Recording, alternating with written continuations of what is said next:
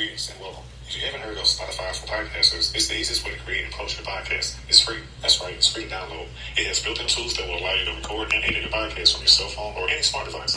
Spotify for podcasters also distributes your podcast on virtually any platform that streams podcasts, like Spotify, Amazon Music, iHeartRadio, Apple and Google Podcasts, and much more. You can even monetize your podcast with no minimum listeners. Spotify for podcasters is your one-stop app for podcasting. Remember, it's free.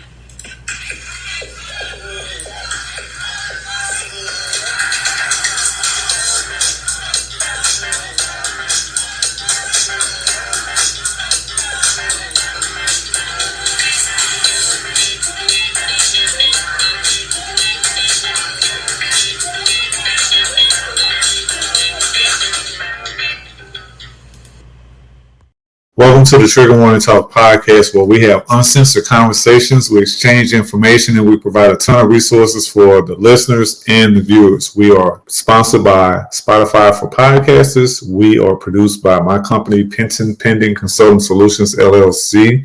We are streaming on all the major platforms. You can watch these interviews also on the free version of Spotify, as well as our YouTube channel, which is Penton Pending Consulting Solutions, LLC. I'm going to give you some disclaimers before I introduce our special guest. This is Pride Month, it's June, so the next 3 weeks we're going to have our guests highlight some conversations and talk about some plans of action regarding LGBTQ in that community. But before we get started, if you are triggered at any time during this episode, and I mean anytime, and you need help immediately, please call 911. That's going to get you all of the mandated reporters that will get you any help that you need from police, fire, and EMS. If you don't have an immediate need, but you still need help with substance abuse, or whether it be alcohol or drugs, or you're a supporter of one of those individuals that's dealing with substance abuse issues, we provide the numbers and websites to the following: Alcoholics Anonymous, Narcotics Anonymous, and finally, Al-Anon. If you are suicidal at any point, know somebody that's suicidal, you can call 988. 988 is available 24/7 and it's toll free here in the United States. If you have any other emergency issues and you live outside of the US, like the UK, you can call 999. In parts of Europe, like Switzerland, that emergency 3-digit number is 143. If you have a problem or an issue or concern about trafficking, domestic violence, human and sex trafficking, domestic violence, sexually based offenses, or true crime, we provide numbers and websites for those. And we also cover true crime cases. We also cover, under true crime, a missing persons case at the end of every episode of the Trigger Warning Talk podcast. And today, we're going to be talking about the missing person case of Brianna Alexandra Estevez. We always talk about a missing person case. 99% of those are melanated men, women, and children. We want to bring the same energy and media attention to the plight of those that are missing that we don't see in mainstream media stories. It could be a runaway, a kidnapping, or an abduction.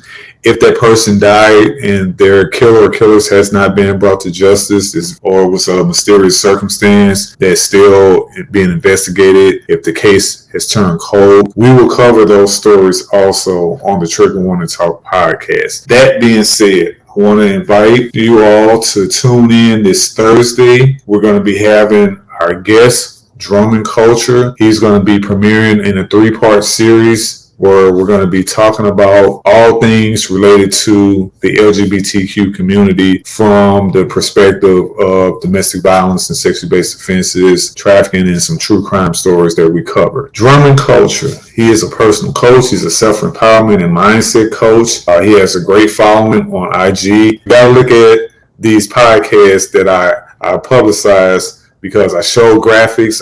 You know, if you like listening to podcasts, that's okay. That's okay, because sometimes you're in the car, you might be at the gym. I like showing videos of the people that I interview because I think it brings some more personality to the podcast. We want you to like, subscribe, and write a review, no matter what platform you listen and or watch this episode or any of our episodes on. Mr. Drummond also has a Positive Talks podcast that he does, and he's going to talk about that a little later on. But today in part one, we're going to focus on Drummond's story. Conversations, let me restate that. We titled this episode Uncomfortable Conversations, my LGBTQIA plus journey with Drummond Culture. Drummond, what say you, my friend? How are you doing today? Thank you so much for having me. Pretty good. Definitely excited about this conversation today. You know, I want you to give the audience some more information about you, because I like when the audience hears from the guests themselves,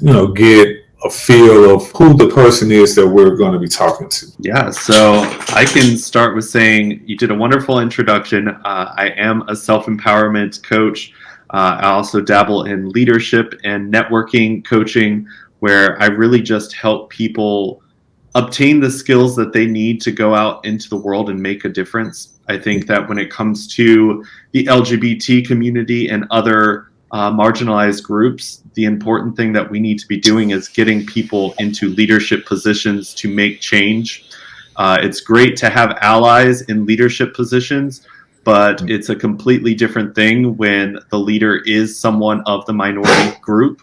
So I'm super excited to be able to do stuff like this, because I think when it comes to joining hands with other people that walk different lives than you, you get to kind of share perspective and help each other along on the journeys of creating a better world. Absolutely. I want to start off by giving you a lot of thanks. I want to give you a lot of props for the work that you do in the LGBTQ plus community, because you are no nonsense when it comes to being an advocate and raising awareness. But more importantly to me, the humanity that you show when you deal with people, not just from your community, humans all across the spectrum, or not just all across the rainbow, all across the spectrum of humanity. You work diligently, you network, you partner, and you advocate for rights and behaviors and change, not tolerance, because we're going to talk about that. And we talked about that in our pre-interview. I am someone who loves having conversations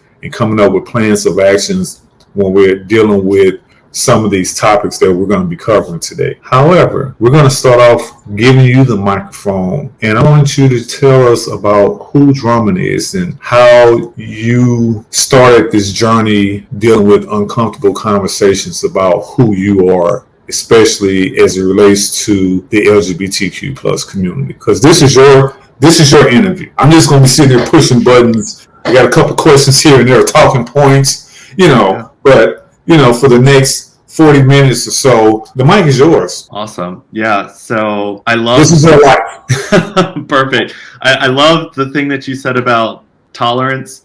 That was something that when I moved back to my closed-minded, smaller town, that I realized that that's what I was putting up with. And it wasn't until I left and came back that I realized I was being tolerated in a space versus celebrated or accepted or looked at as equal. Starting my story off, I was born in Fairfax, Virginia, in the hospital that my granddad was chief of staff in. Okay. And I moved to Blacksburg, Virginia for my dad to finish his college degree at Virginia Tech. And then my family moved to our family farm that had been in our family for generations.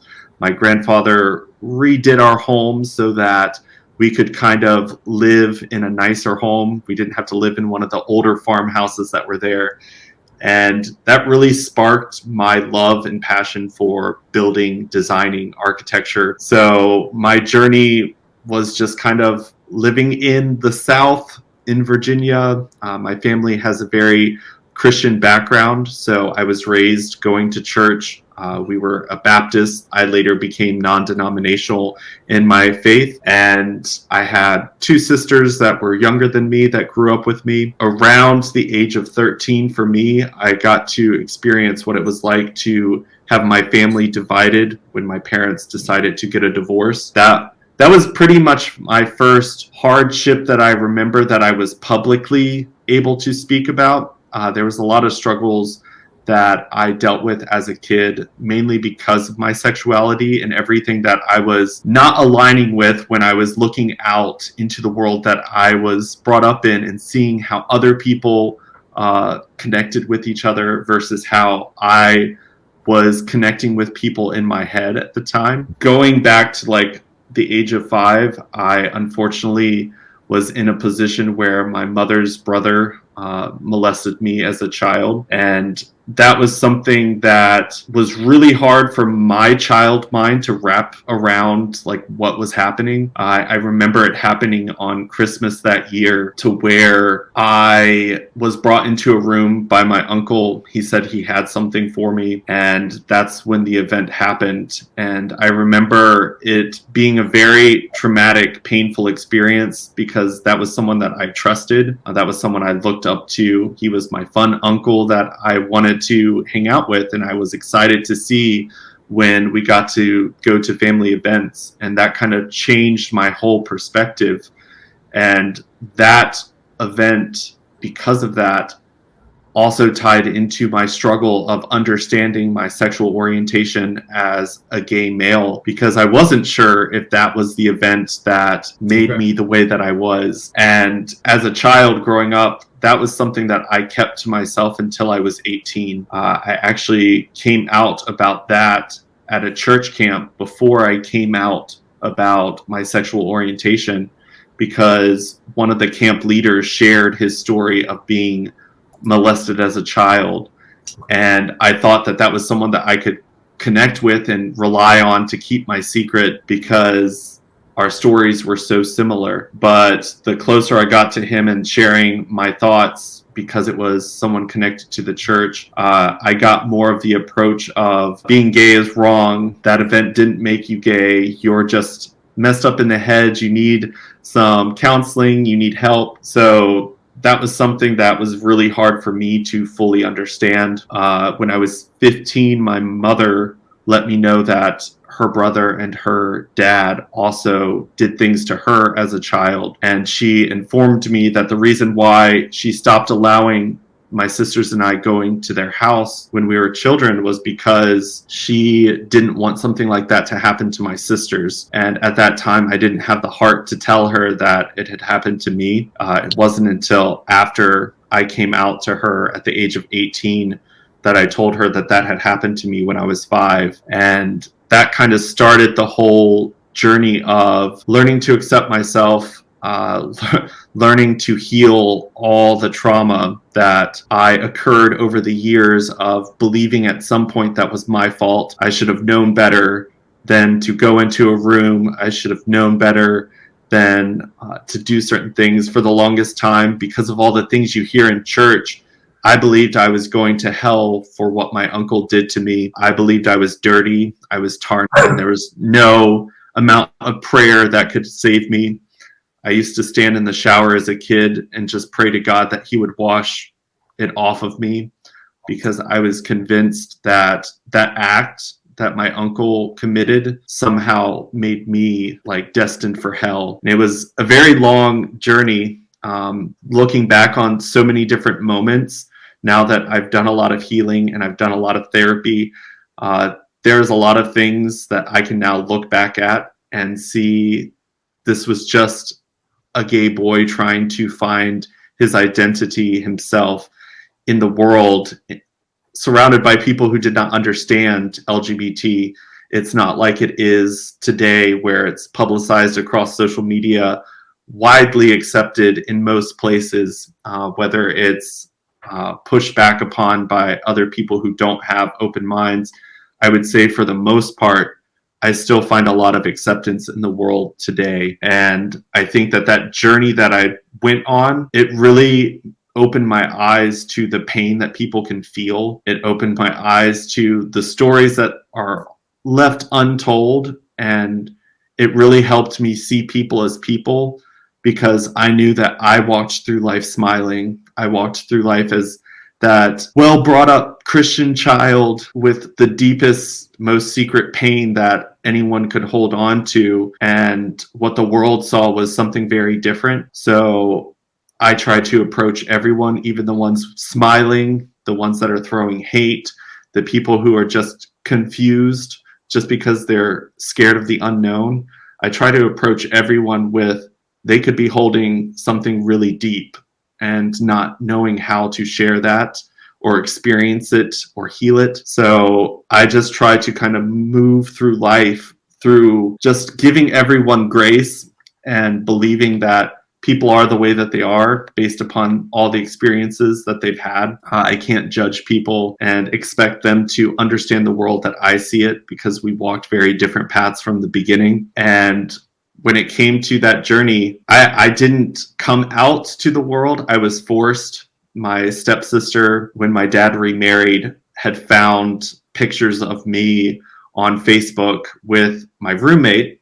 We're not together, but she just assumed and decided to kind of out me to the world. So I think that when it comes to the LGBT community, I think when it comes to people's traumas and secrets and things, I think it's always that person's right to be able to determine who they share that with. But not everyone gets that lucky. So for me, my journey started with my stepsister outing me, and I had to quickly come to terms. And I think one of the biggest things that I like to point out to people who aren't part of the LGBT community is there's not a book out there that teaches us about ourselves. There's a lot of things out there now, but our journey starts very solo, very alone, very confused. We don't have the answers. And a lot of times when we come out, it's not because we became educated about who we are and all of a sudden have all the answers. It's more someone's pushed us out, or we just got to the breaking point where we had to, because not living our authentic lives, it got to the point where you had to choose, like, do you want to live authentically, or do you want to live in the shadows, in secrets? And I think that a lot of people assume, okay, this person has come out, and they just start bombarding us with all the questions as if we have the answers.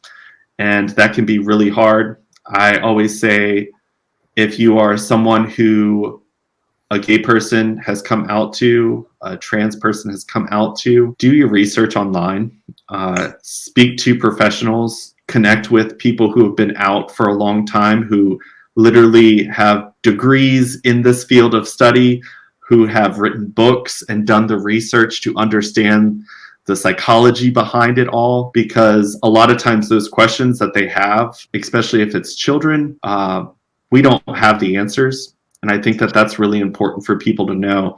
Like, there are resources out there. The child or the person who is just coming out and learning to accept themselves, that's not the source for the information you're seeking. And I think that that's important for people to be aware of. The situation with your uncle who molested you, is there any open cases, or was there any adjudication with that young man? And before you start, and we always say this on the podcast, anybody that is accused of a crime, has been adjudicated of a crime in terms of they're waiting trial, or they've been arrested, or maybe they're a person of interest, we always let the audience know that everybody's presumed innocent until proven guilty in a court of law. And I'll say it again, everybody's presumed innocent until proven guilty in a court of law. That does not mean that we don't believe anything that Drummond is saying, or any guest that has come on the podcast who has said a person, and we don't need names or anything like that. We're not saying we don't believe our guests when they talk about these things happening. We just have to say that for legal purposes. So, and he's shaking his head yes. So, yeah. So when it comes to my uncle, the charges and everything have never been around what happened to me, but he did get caught doing it to someone else. So he is serving his time for crimes that he has committed, but I never went to court or anything or pressed charges for the circumstances I went through at 5. Why was that? Because I asked that, I'm not questioning you, I'm asking you a question. Let me say that first and foremost. Because we talk about these things very candidly, sometimes I know that people don't file charges because they're traumatized, because they have fears, because they really care about this person and they don't want to see something negative happen to them, like going to court or going to jail or both. And I'm always curious to have the guests talk about why they didn't pursue charges, because it really can help understanding where you are in terms of your mindset, as well as it may help somebody else who is thinking about doing that and they say, well, maybe I want to do that, but I'm not sure the steps that I should take, or I wish I hadn't done that because look at all the fallout that has happened in my world. I know a personal story of a woman who was raped when she was in college, and she reported it, had a rape kit done, all that stuff, went to trial. And because the prosecutor and some of the other people that was involved in the case wanted to make a name for themselves, they kind of ignored, they ignored a lot of the things that she didn't want to bring to the table. At one point she was just kind of like, hey, can I just drop it? And they were like, no. And to this day, she's like, man, if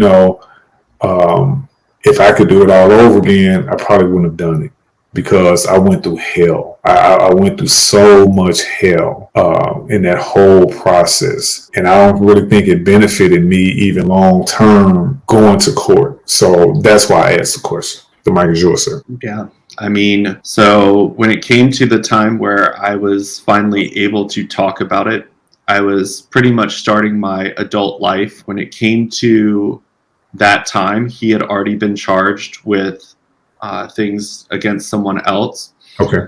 And I spent from the age of 13 to about the age of 18 in the court systems with my parents' divorce.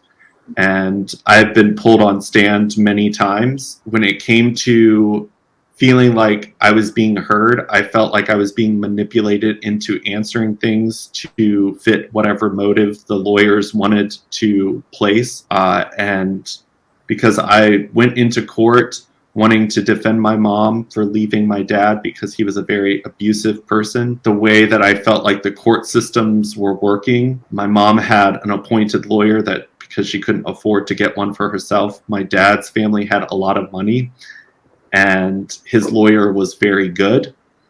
And I felt like everything that I said to try to help my mom was being twisted into her being a horrible mother, and my sisters ended up getting taken by my dad.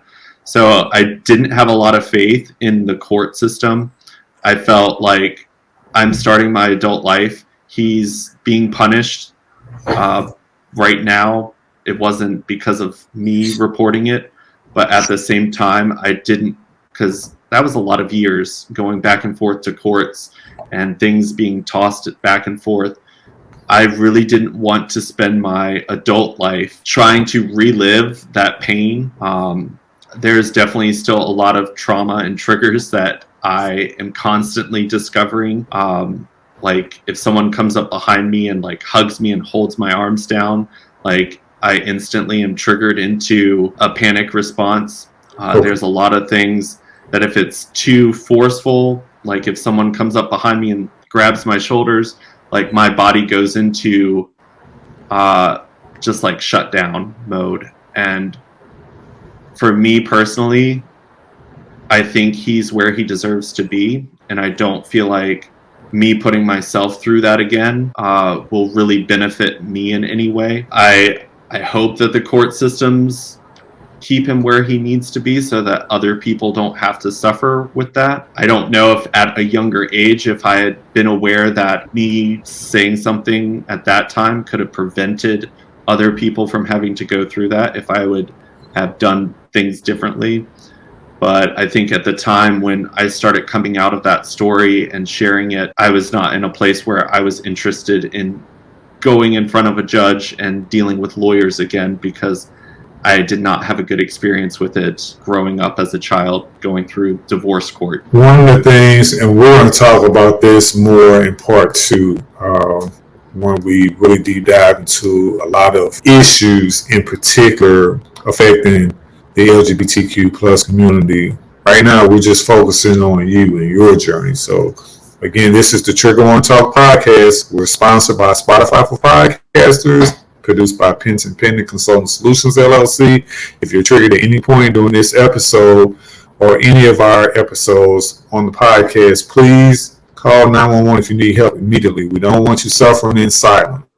We don't want you suffering in silence. I say that twice intentionally. If you are suicidal, know somebody that's suicidal, call 988. That number is available in the U.S. only. It's toll free and 24/7. If you need help with substance abuse, whether it's drugs or alcohol, we have the numbers and websites to Al-Anon, AA, and Narcotics Anonymous. We also provide the numbers and websites if you are dealing with issues of human and sex trafficking, domestic violence, including intimate partner violence, true crime cases, and we do missing persons cases like we do at the end of every episode, as well as sexually based offenses. We're talking with Drummond Culture. This episode is entitled Uncomfortable Conversations, My LGBTQIA plus Journey, Drummond. You know, when I think about your story and I think about Lil Drummond being 5 years old, we look to the adults that we surround ourselves with or that we're surrounded with, be it family, be it friends, be it our parents, if they are not married, their partners. The stats show that most people that get molested happens in their home with people that they know closely instead of strangers. When we're talking from your perspective, especially the conversation we're having is the foundation is LGBTQ plus. Do those stats change? I definitely think that when it comes to the journey that LGBT people face, I'm not sure if like the stats are higher for our childhood to have been in a situation. I think for me, my journey, I thought that that's what made me part of the community, but growing up and meeting a lot of other people in the community, I don't hear a lot of people's stories. That doesn't mean that that's not happening, because I know that some people's stories will forever be silent. But I do know that when it comes to growing up and the coming out process, when people start coming out and their family or base adults that take care of them aren't accepting, and a lot of times LGBT people will end up moving out or being kicked out. And I think that at that point, that's when you start to see the rates of sexual abuse, drug abuse, and things start to skyrocket in our community, mainly because we've got kids, a lot of times not even old enough to kind of fend for themselves, being put in situations where they need to find housing, they need to find someplace safe. And unfortunately, you're not always greeted with a safe space. I know for me, when I've moved around, the church was always someplace that I would go to meet new people and find good community. And for a LGBT community member, a lot of times that's not a space that is welcoming you with open arms. So you kind of fall into other communities that aren't so healthy when it comes to giving you homes and protection. I know that a lot of my friends, and I remember when I first came out, I moved to West Virginia because my dad told me I couldn't come home unless I went to counseling to fix myself. Wow. I was in an abusive relationship that I stayed in way too long, but I stayed there because I didn't have any place to go. Like, I was reaching out to friends trying to find a place, but when you're 19, 20, like, your friends are in the same age group. We don't have homes with extra bedrooms and spaces for other people to stay. I stayed in an abusive relationship where I was pretty much in a position where my choice was to stay or end up on the streets. Resources and stuff like that aren't readily available, especially Not in West Virginia. yeah. No, sir. 2008, when I was in West Virginia, my bank, Wells Fargo at the time, did not exist in West Virginia. So my partner at that time convinced me to deposit all my paychecks into his banking account, which it was really bad. When it came to me needing to leave, I didn't have any funds. I remember going to the police to try to talk to them, and there wasn't a lot that they were doing. So I came up with my own story and told my boyfriend that the police were going to arrest him if he didn't give me the funds. The police never told me that. I just needed my money so that I could get somewhere. Good, brother. But I was able to find temporary space to stay with my friends.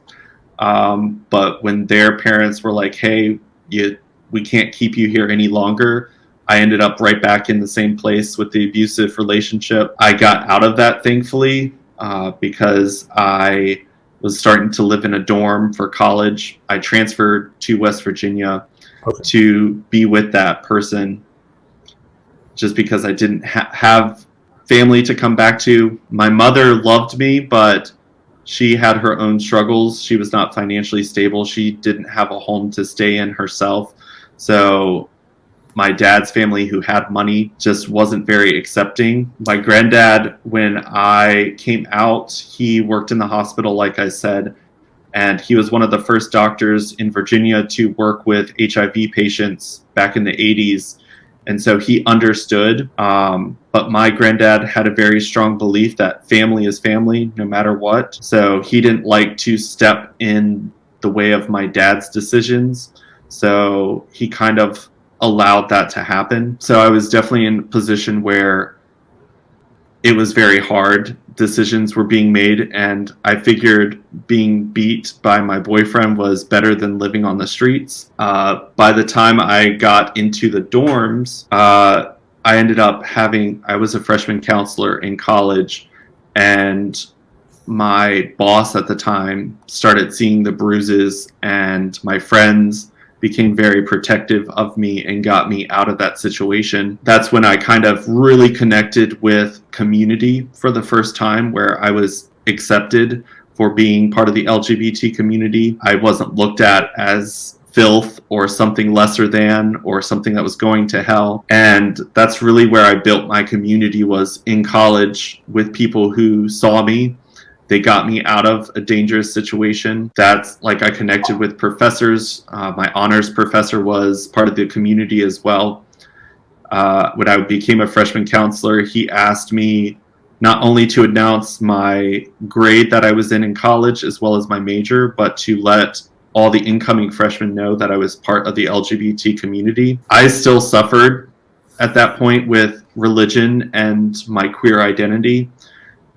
Anything that happened that was wrong, like my boyfriend beating me, I thought was God telling me that I was living in sin, and he was trying to make my life bad enough to where I would repent and give up my queer identity. When I wasn't doing well, when my health was going down the drain, I always just thought it was God telling me that I was living by bad choices.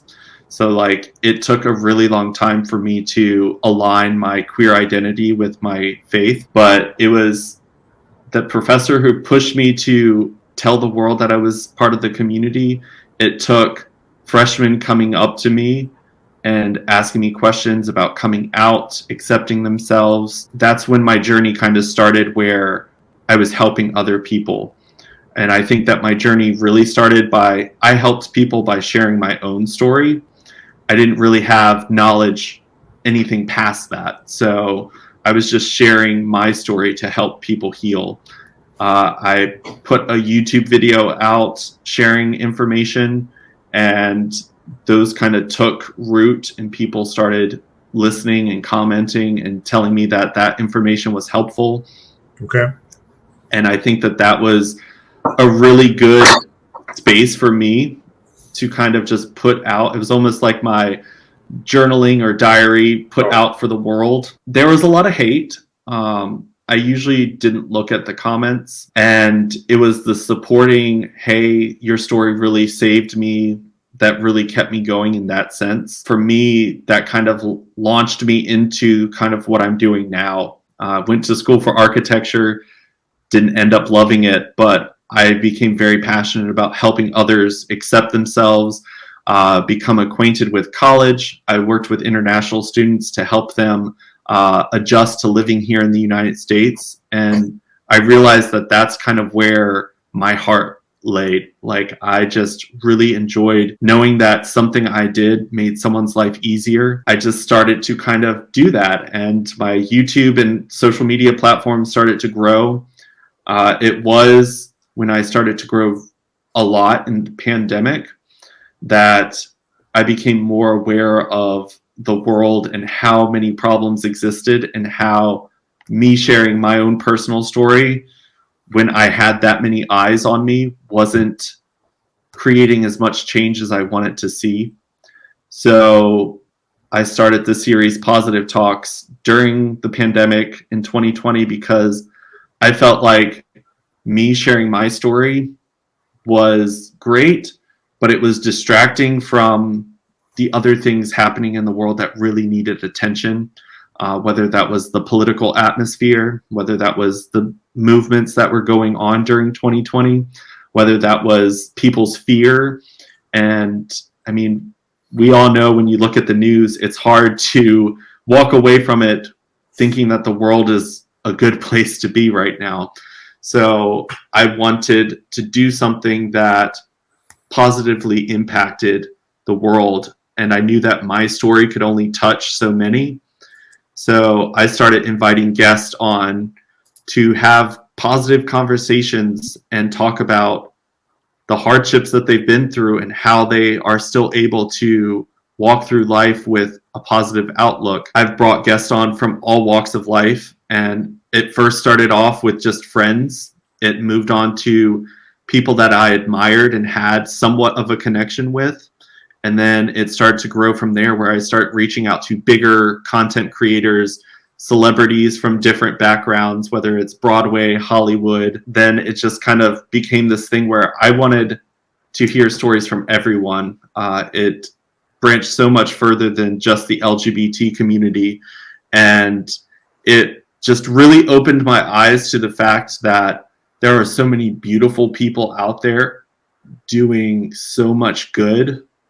Sometimes we just need someone to help keep our fire going, because when you are someone out there on the front end trying to create change, sometimes you can feel like you're the only one doing it. But when you combine forces with other amazing human beings, you start to see the world in a better light. I've built such a beautiful community of people. I've always just been amazed at how many people I brought on the show. And a lot of times, that's the first time I've ever talked to them face to face, other than just a few messages on Instagram or through email asking people to be a part of it. The lives are usually our first in-depth conversation, and I look at every single one, and they're just beautiful pieces of art. I truly believe I could bring anyone on if they're willing to speak in front of an audience. Same here. Their story will be inspiring to someone, because my story is only going to connect with so many people in this world. But if I can use my platform where there are eyes looking at me to bring light and education to the people watching of other people's stories, I just think that that is something that more people could benefit from than anything else. I know we were supposed to do an episode at the end of May. We got to reschedule that because I can't wait to be on your show. So we'll talk about that after this recording is done. And this episode, ladies and gentlemen, is going to air this Thursday, June the 15th of 2023. And he'll be here next Thursday also, and the following Thursday. So you're gonna be seeing Drummond all this month. We just interviewed our friend Ramel Bentley. His episode just came out a couple of days ago, and it's airing. He's part of the LGBTQ community also. He's from LA. He's in the Southern California area, talking about his life and his experiences. And we went through a lot of stuff from a lot of different perspectives on that episode. Also, our sister Simone Nofel, who is the applied epigeneticist, and she's a applied behavior analyst. She just let me know that she is bisexual. She's married. She has a husband, and she has a young son who's a toddler. And we did part 3 of this series talking about ancestral and generational trauma. The first episode was about her. Second episode was a tutorial on everything you wanted to know about ancestral and generational trauma. And then this last one, we talked about the modalities on healing when it comes to ancestral generational trauma. That being said, we always talk about healing. So, Mr. Drummond, I want to know, how did you get into coaching? It was a sit-down conversation with one of my friends where I was like, okay, I went to school for architecture. Mm-hmm. I do not want to do this. It does not bring me joy. I was in a corporate job where every single second of your work meant billions of dollars on a project. And it was just a high-stress job where it was not at all what I thought it was going to be. I thought it was going to be a creative outlet, a space where I could share my talent with the world. And it was a sit-down moment where I was just like, okay, what did you love about college? What did you love about this job? What did you enjoy about this? And when I got to the point where I was like, I enjoy helping people. I've been through a lot, and I still am going through things, but I tend to look at the world as a space with endless opportunities still. And I know that took me a really long time to get to that point. And I just wanted to help other people. So I started getting certifications. Then I started working for a corporate company where they allowed me to work as a leadership coach, where I was training leadership within the company. I started training sales, and my main focus was people. Like, I didn't focus on numbers. I was like, sales exists because you're a person. And the more you can connect with the other person and let them know that you're there to help, you're not there to make yourself money, you're there to create a relationship. When that company merged with another one, my position disappeared. Okay. I was doing some small side coaching on the side of that. And when I lost my job at that company, I just decided I was going to make the jump of full-time coaching. And it's been forever evolving since then. I jumped on board of full-time coaching in July of 2021. So we're just about to hit the 2-year mark of being a full-time coach. And it's just been a journey of me absorbing as much information as possible. If I could turn my camera around for you, you'd see I'm surrounded by hundreds and hundreds of books. I enjoy just absorbing as much information as I can, because I think the more perspectives I can hold, the more people I can help. And that's another beautiful thing about doing stuff like this and having beautiful people on my podcast is I'm just forever absorbing new perspectives. And I think that is the best way to help one another get through life. Like, what I do to get through certain things might not be something that other people can use. But if I collect hundreds of perspectives, maybe one of them will be helpful to someone else that needs it at the time they come to me asking for help. Look, man, I can do the same thing because I used to call myself on my IG, when you have the description under your name, I said continuous work in progress. And then it was like a colon or something like that, semicolon. And then I had infomaniac fire medic. And so, because I worked as a firefighter and paramedic, and I'm just such an avid reader. And so, whether it's medical stuff or before I got into EMS, I did IT for 20 years because I was a kid. As a kid, I was a prodigy. And so, transitioned to EMS in 2006. and I retired in 2020 during the pandemic. I was working as a firefighter medic and a COVID paramedic also in my hometown, St. Louis, Missouri, which is where I'm from. But then we moved to Charlotte, North Carolina, which is where Mrs. LP was raised. She was born in the Outer Banks. So you're my neighbor in the DMV. Yeah. And for those that don't know what the DMV is, that's Delaware, Maryland, and Virginia. So you're my neighbor, and I didn't even plan this. See, this is how things work. The missing person case that we're covering, the woman Brianna Alexandra Estevez, she's from Fairfax, Virginia. Oh wow! So I didn't even plan it.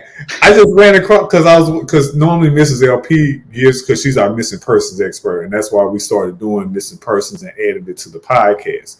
So normally every week she'll give me a list of missing person cases. So we'll record like 2 or 3 episodes. We haven't done a live podcast episode yet because there's always some technical stuff or whatever. I can't edit that stuff out. But anyway, so I was like, I'm looking at my Apple Notes. I'm like, okay, she didn't send me anything yet. That's okay, because she gave me all the resources, because we use Doe Network, CharlieProject.org, National Center for Missing and Exploited Children, Black and Missing, which is a great, not only organization, they have an HBO series that aired some years ago, and I got to talk with them because I got a friend who knows the 2 ladies that run that organization. So I was like, I was on Facebook earlier, and I got a mutual friend that does missing persons stories, and I was like, for some reason that case popped up. It was like, I guess that was the most recent story that she was posting, and I'm looking at it and I'm like, oh, this is Virginia. Okay, I'll go ahead and do that. And then I forgot you said you were in Virginia. I know you're on the East Coast, like where I am, but I forgot you were in Virginia also. So this is all apropos. Anyway, I got a few more questions for you. I'm not gonna do like Mrs. LP hates when I say, look, I got one question, 27 parts. I'm really shortening it down, Mrs. LP. I'm shouting out. She's in the other room, but she's on the lower level or whatever. Anyway, so I'm going to give you probably 3 more questions. Okay. And whenever you talk to Mrs. LP, please let me know that I did not give you the 27 parts. You guys all you know, I've been staying in single digits, so you know she'll be happy about that. My question to you is, what do you want to tell the audience about uncomfortable conversations? Like, what have you not said on any format, on any platform, anywhere that's been like, man, you know what? I've been holding on to this one for a cool minute. It's like the itch I can't scratch. You know, it's something that, like, I've been biting my tongue. What kind of uncomfortable conversations do you want to have with people that, you know what, it's just like, it's either it's not the right time, or, you know, we got all this cancel culture shit or whatever. And we have uncensored conversations on this podcast. So if you got to speak as an adult, damn it, go ahead and do it. Yeah, when it comes to uncomfortable conversations, those are literally the conversations that are going to change your life. It's fear that holds you back. I think that so many people in this world, if you only knew what was on the other side of that uncomfortable conversation, you would have those conversations. And I think that a lot of times we allow people to use words that could mean a million different things, like the word love. That is a complex word. And when someone uses that, like, the conversation of understanding that is so important, because you can be moving forward with someone and both using the same word with completely different ideas of what that means. And I think that that's something that more people need to realize, is a lot of times we just allow conversations to end on a word that we assume we know what that person means when they use it. And I think that for me, when it came to realizing that I live in a lot of privilege, the uncomfortable conversations for me existed in learning how to acknowledge that and realize that being able to have these uncomfortable conversations, whether it's because it's triggering to other people, whether it's triggering to me, but allowing myself to sit in that space and not get up and leave, or not allow a word to be said without understanding the definition behind what that person believes it means. I've really gotten to know people on such a deeper level, and I've been able to understand the world a lot better, because I think that a lot of times we are so quickly to label someone, and we assume we understand what they mean because we've heard a similar story from someone else. And I think that the uncomfortable conversations that need to be had are the ones that can change everything for the better.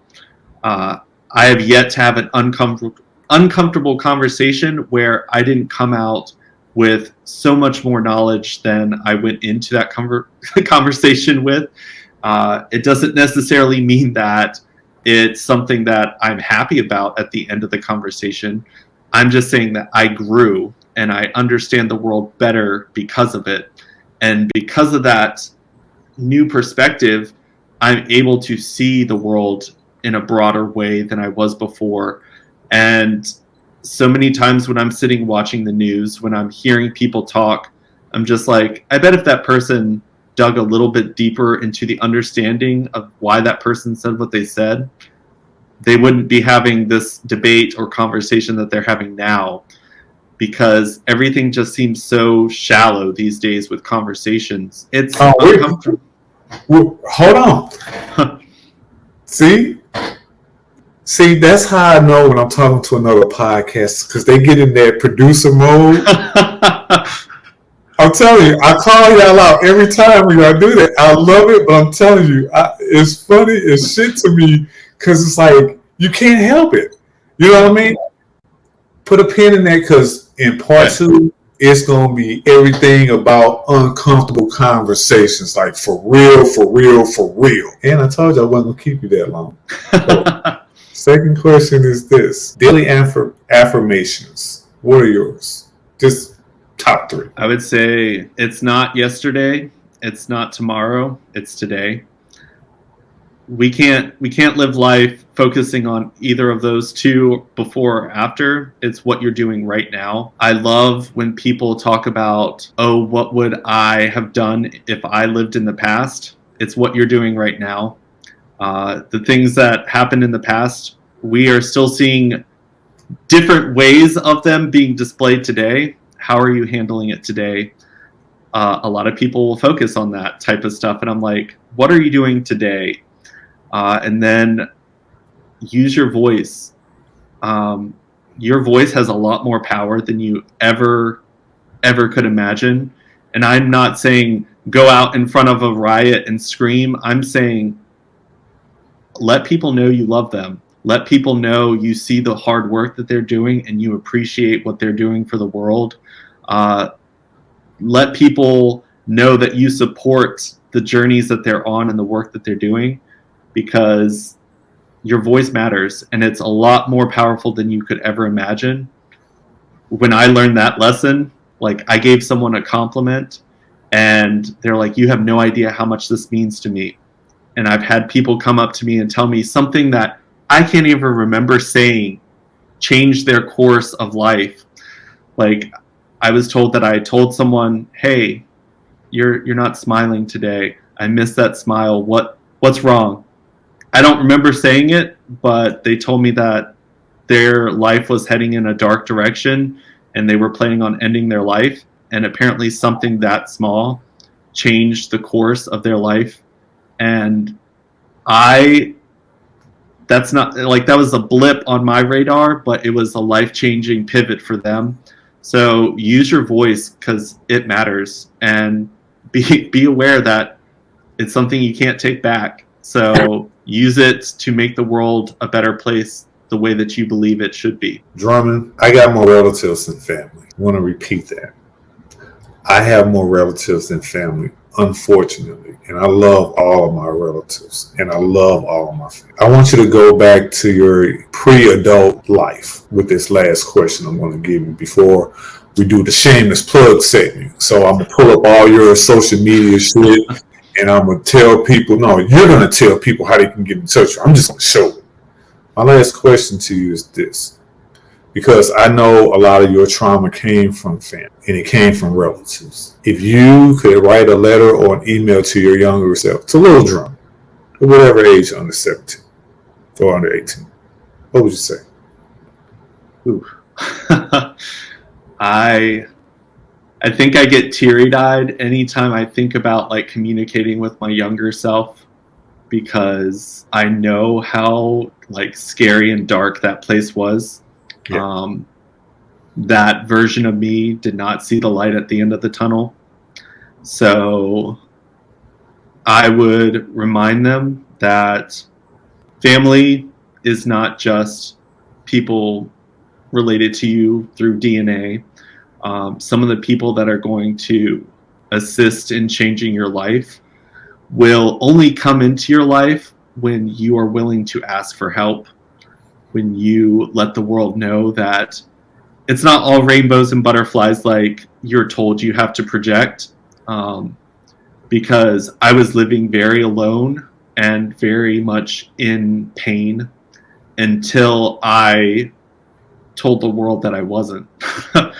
And it wasn't until I said I need help that help showed up and beautiful people came into my life.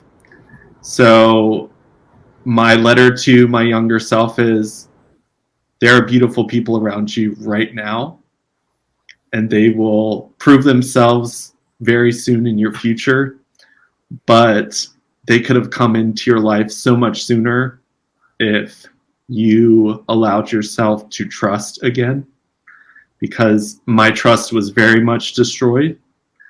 And I think that when it came to people in my life that I was surrounded by, they needed my light as much as I needed theirs. I've reconnected with people moving back to Virginia as an adult that were standing right next to me in the halls of high school in just as much pain as I was in. And had we been brave enough to say, I'm not okay at that moment, we could have been there for each other and gotten out of that dark place a lot sooner and felt loved a lot sooner by people who are just as beautiful lights as you were. And I think that that is a message a lot of people could hear and understand. And thankfully, those people did show up when I needed them the most. But sometimes it's the people you least expected, and they can be life-changing people that walk into your life and show up. Part 2, we're going to have some deep diving, uncomfortable conversations, not only giving an extended point of view. We're going to have a number of talking points that we're going to cover, not only from Drummond's perspective, but my perspective. And I'm going to share a personal story.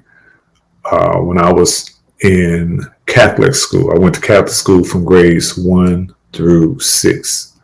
I'm going to give you guys a little snippet right now. I want you to Google Saint Martin de Porres, Deporres. He's a patron saint of the broom. He's a black man who was born in the 1500s in Lima, Peru. I went to a school that was named after him in St. Louis, Missouri. It's on the west side of the city of St. Louis. That's all I'm going to say right now, because it has an LGBTQ component to it that changed my whole life. And I talked to Drummond about it. I wanted to share that story with the audience in part 2, because we're going to have more uncomfortable conversations. That being said, Drummond, you know what, brother? You're a human being. This shit right here, and I'm tapping my arm. I'm not doing the EFT, but hey, you got to do tapping, and I've done that on one of these episodes with my friend Daniel Varghese, who's up in Philly. Hey, man, that's all. That's okay. You know, see, men have to stop. We got to stop doing the emotional suppression that we were taught as little boys. Not just men, anybody that identifies as a male. We got our pronouns on the screen, he and him. But it doesn't matter. We have got to stop practicing. I was looking for the word, practicing the emotional suppression that we were taught when we were little kids. And we're going to talk about that in greater depth in part 2.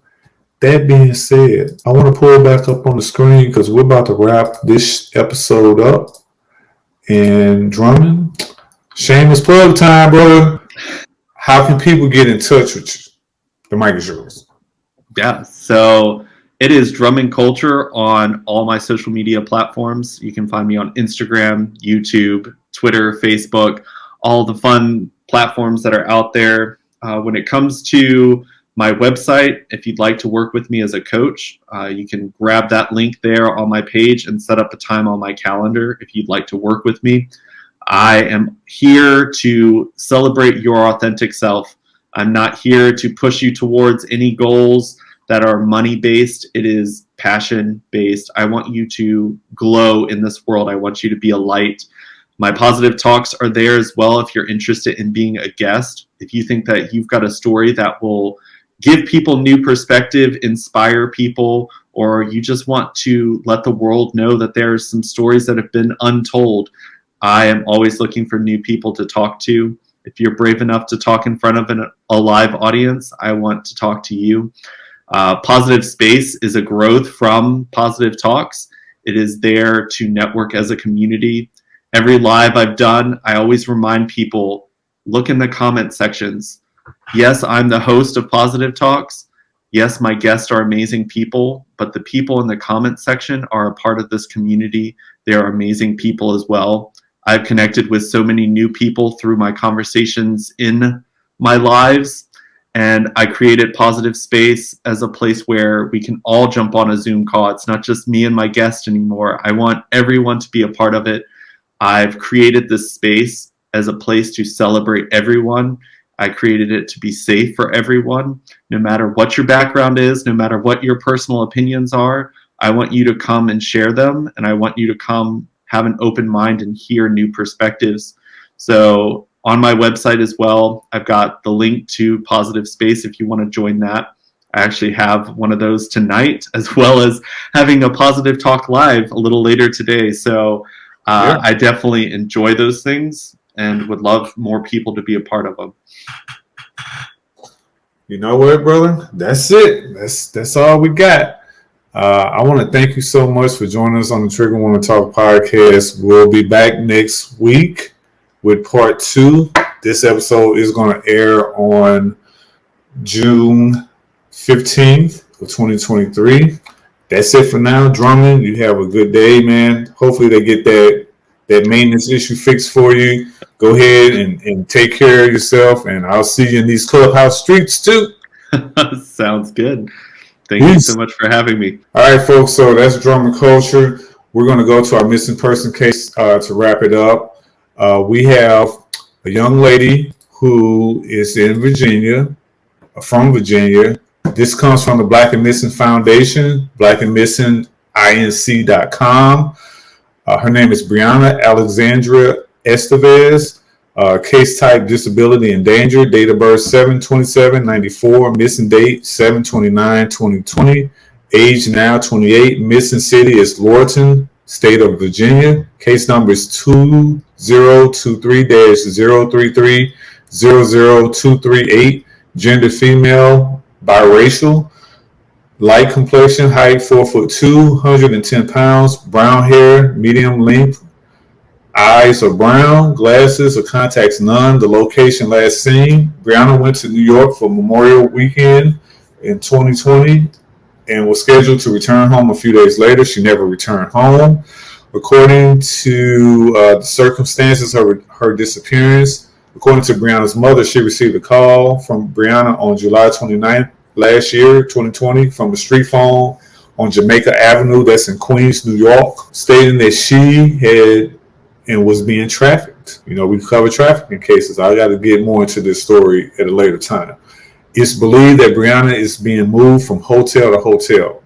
Last seen wearing caramel-colored bodysuit and flip-flops. Identifying marks or characteristics: she has an ear and belly piercing, white small spots on her cheek and neck, and she is short in stature.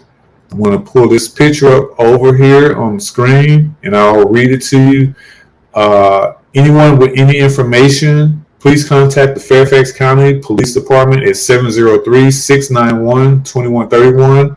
Again, anybody got any information, good, bad, ugly, or indifferent, about the whereabouts of Breonna Alexandra Estevez, contact Fairfax County PD 703-691-2131, or contact Black and Missing, which is Black and Missing Inc.com. I will post a link to that website in the show notes for this episode that's going to air this Thursday, June 15, 2023. You can also go on their website, which is it's www.bamfi.org, bamfi.org. For Drummond Culture, I am your host, LP.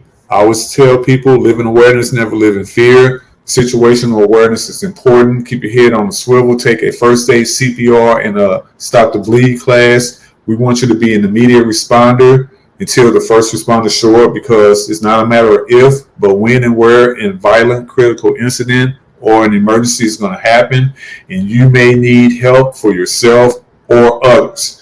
And there's nothing like getting some training. I offer that. My work partners offer that. And we travel across the country doing this stuff. So you can always reach out to me at pentonpending.com, or you can email us at consultingsolutions@pentonpending.com.